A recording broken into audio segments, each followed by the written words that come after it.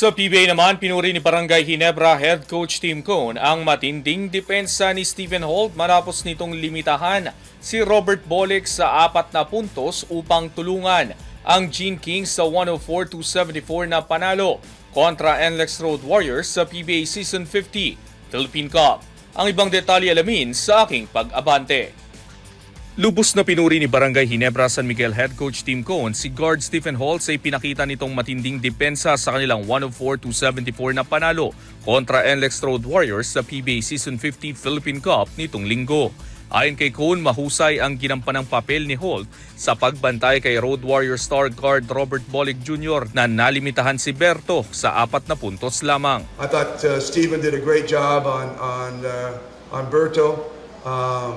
You know, he's such a tough guard. He's still got 11 assists, but he's such a tough guard, and Stephen, I thought, did a really good job, and our bigs, I thought, really did a great job of controlling the paint and not allowing them to penetrate tonight.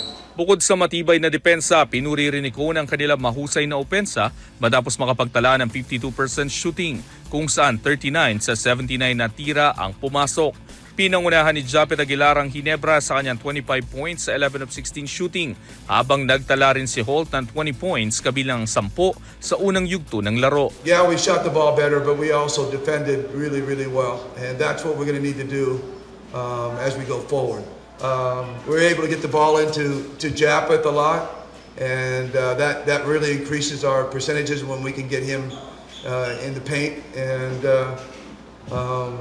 But by and large, I know everybody's going to look at the offense that we shot better, but still it came down to the defense. Sa ngayon, hawak ng Gene Kings ang 2-3 win-loss record at muling sasabak sa aksyon sa darating na linggo kontra Titan Ultra Giant Risers.